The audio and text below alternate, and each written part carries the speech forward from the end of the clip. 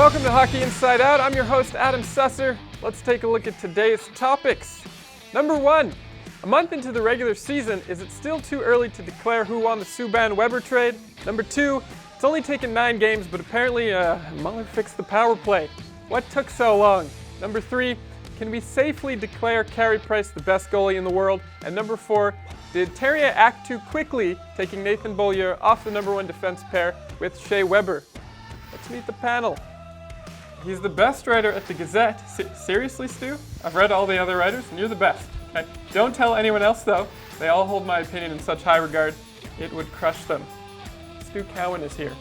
Contrary to the popular belief that this man earned his nickname because of his fighting abilities, the truth of the matter is that his teammates only started calling him Knuckles because Chuckles was already taken. Chris Knuckles Nyland is here.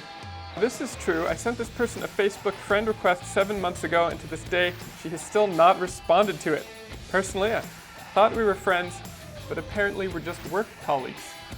I don't look at the friend requests. Whatever. You want to keep it professional? That's cool. I get it. CBC Daybreak columnist Andy Bennett is here. We're going to be trying something new at HIO here. It involves you, the viewer. We want you to record a video and send it in to the email address listed on the screen now. We're going to choose the best question, and we're going to talk about it on next week's show. Simple as that. It's going to be fun.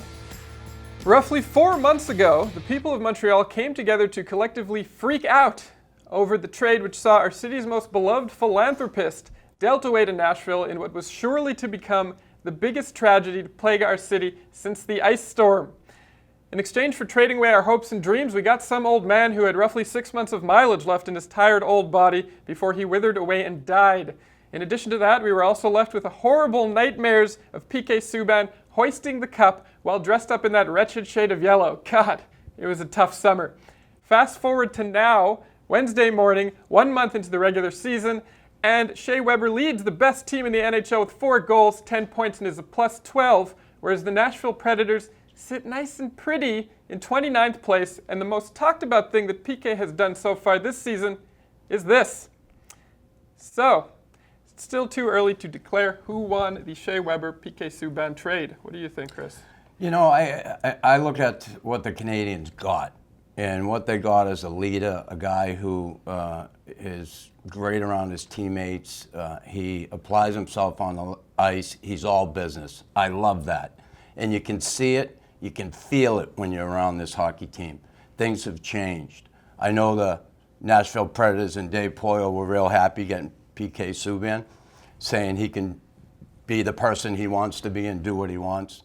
But I just wonder how long that is going to last. I love what Shea Weber has brought here, and I think things are only going to get better for this team. They're going to get stronger. They have a great leadership core now. It's all business, and it's showing in the standings. But winning or losing a trade, I mean, that can change as the season goes on, as the years pile up in this trade. Like we could Sure say, can. I mean, you know, if It's if 3 they don't years win down the the cup, road. I'm exactly. not worried about 3 years down the road. I'm worried about now. This team, what they're doing now. I don't care about 3 years down the road. Sergachev is coming along. I'm sure things get good around here. They go far in the playoffs. Maybe they win a Stanley Cup. A lot of people will long forget PK Subban. I don't know how concerned Marc Bergevin and Michel Therrien are about 3 years down the road also making this trade, because both of their necks are on the line a bit coming into this season after last year's disaster. So Shea Weber's a much better fit with the type of hockey the Canadiens want to play. People keep asking, why did the Predators trade Shea Weber? One of the reasons is that big contract they wanted to get out from under. He's got another 10 years left on it, running until he's like 41 years old. So it is too early to tell, but as of now, I mean, the Canadiens are looking really good, and Shea Weber looks like a perfect fit with what they want this team to become. The Predators are off to a very slow start. Do you see them getting better, or do you think it could turn into a disaster season for them?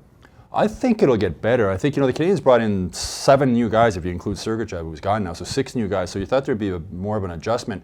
But the bigger adjustment seems to be in Nashville. And this is a team that wanted to play a run-and-gun offense type of thing. And so far, it's not really working. But it's early, and we'll see how it progresses as time goes on. Okay. As of Wednesday, 6 points, 6 goals in the last 7 games on the power play. Do you think Kirk Muller fixed it? Again, I think it's early to say that he fixed it. They it still was slow to get going, the power play. They had changed a few things. They were getting some chances, but as far as putting the puck in the net, it still took a little while to get going. But, I mean, this is something that we've seen Kirk Muller have success with in the past. It was incredibly frustrating to see the power play flounder the way it has for the past few years, but I do still feel like it's too early to be like, problems all solved on the power play. I mean, there's still some times where you want more to happen, but, I think it's a combination of Muller, the different personnel that they have. Weber's a big part of that as well when you talk about what he's brought to this team. Not that, of course, Subban had that bomb of a shot as well, but they have more elements there than just Subban's shot, and that's what's making a big difference. They didn't actually work on that power play a lot during training camp because Weber was away and whatnot, but every game day, the morning skate, that's basically all they work on is the power play. The 2 units out early and they work on it, and it's a different looking power play now. There's a lot more movement with it. They're trying different things. They had Radulov on the point. They moved Radulov up. It's not,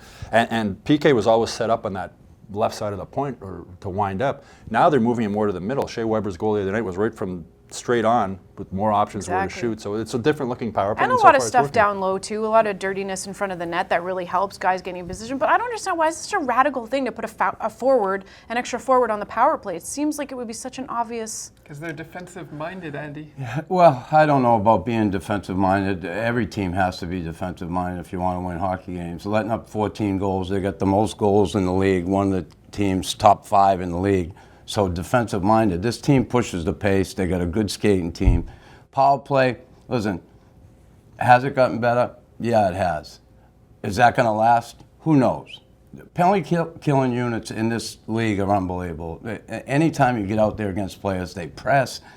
If you don't keep the puck off the wall, if you're not moving your feet, if you're lackadaisical at times, which guys get, you're not going to have success on it. And you could very well go out there and move the puck around, get a lot of opportunities, and your best penalty killer is your goaltender, and you run into a hot goaltender. So they're going to have really good moments on the power play this year, and they're going to have times where it's going to struggle. It's going to go back and forth. I don't think we're ever going to say, oh, the problem's solved.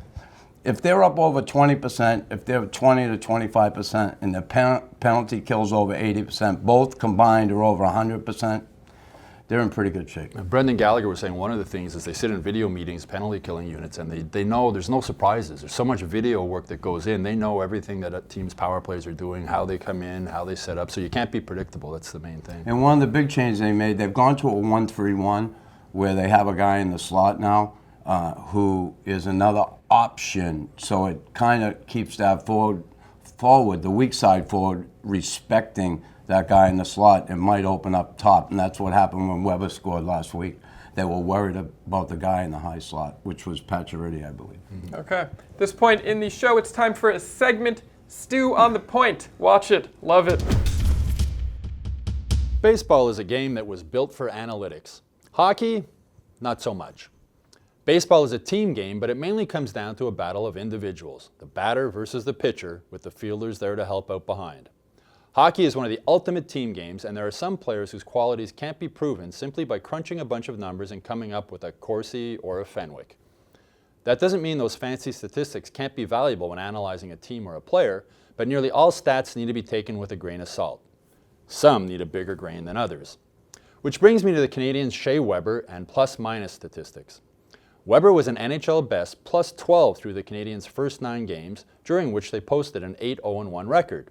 Whether you're a fan of the PK Subban trade or not, and whether you are into analytics or not, that's a very, very impressive number. Analytics people hate the plus-minus stat and will tell you it's meaningless. But for me, one of the most impressive numbers in sports history is plus 124. That was Bobby Orr's NHL record plus-minus figure in 1970-71. Weber is on pace for a plus 109 this season. It won't happen. The best plus-minus last season was Tyler Toffoli's plus 35 with the LA Kings. The game has changed. But Weber's plus 12 is a big reason why the Canadiens are off to such a great start. I'm not sure what his Corsi or Fenwick are. Does it really matter? 5 games back and showing no more signs of the flu, Carey Price is up to his old tricks again with a 1.4 goals against average and a .954 save percentage. Aside from his stats that you can drool over all you like, Price brings with him an immeasurable amount of confidence and calmness that he manages to effortlessly instill in his teammates. When Price is in nets, team takes more risks, plays a more open and aggressive game, and essentially acts as though there's a literal brick wall in front of their own net. When Price is there, you kind of just feel like everything is going to be okay. At this point, is it safe to say that Carey Price is the best goalie in the world? At this point, I mean, I feel like 2014, like gold medal, and then wins every possible award that you could win. Carey Price, even when you hear other teams talk about Carey Price, other players talk about Carey Price, they refer to him with so much respect and so much admiration for what he does and how tough he is to score against. I mean, if he's not, who is? Mm-hmm. Yeah, I think what I'd like to see is a pulse monitor on Carey Price during a game, because I mean nothing phases this guy. He's so calm out there, and I think from having gone almost a full season without seeing him, I think we appreciate him even more now when you realize how different this team is when he is in the net, and just the way he's a third defenseman, the way he's so calm, the way everybody else seems to stay relaxed because of his calmness. So there's no doubt that he's the best in the world. Yeah, he seems like such a natural. I mean, and every time he's in that net, you feel you have a chance to win, and that's all you can ask from a goalie, right? And it's nice that the Montreal Canadiens have Carey Price. The big thing is stay healthy, and you look at goaltenders today with.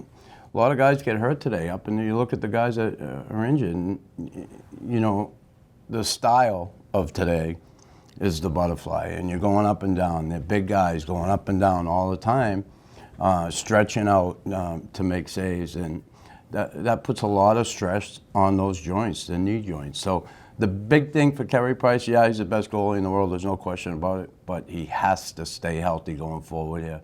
Be a shame for this guy to never win a Stanley Cup, because that's all you'll ever hear about Carey Price. Well, he was great, but he never won a cup. Well, he does have that advantage, though, of his size, right? So he doesn't drop down butterfly really as much as some of the other goalies that don't have that. He's not butterflies. It's not just because of his size.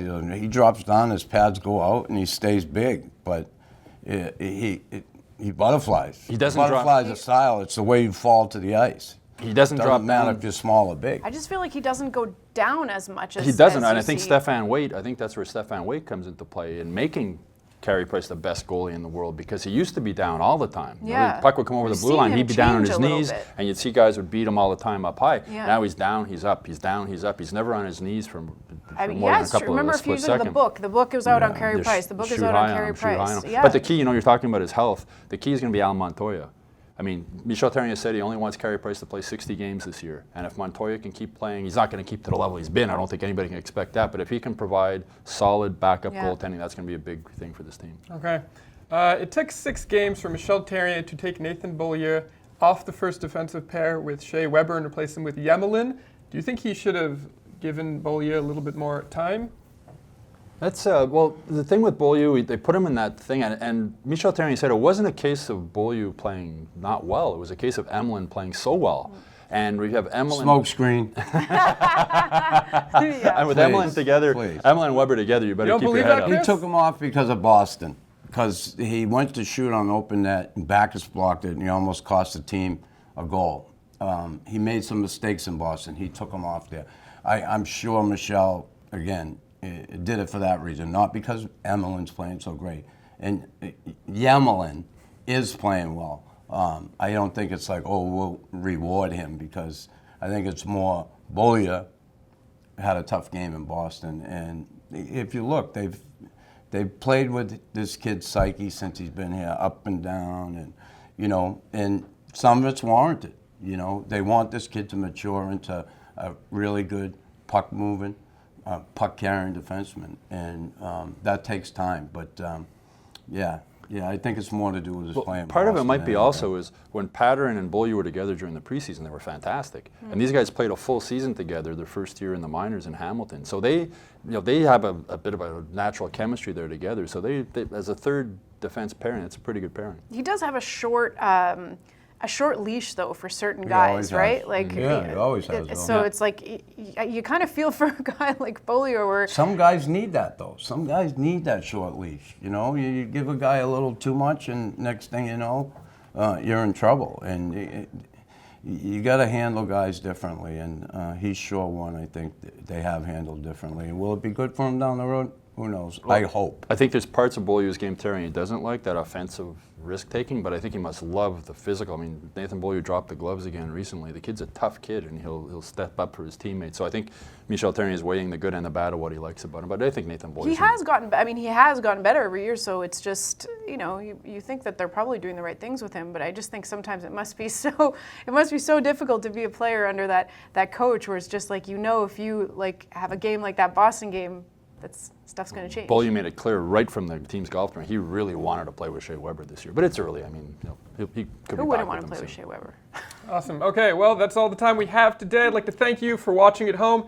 I'd like to thank the guests as well, Stu, Chris, and Andy. Remember, send in your video questions to the email address on the screen. My name is Adam Susser. See you next week, HIO fans.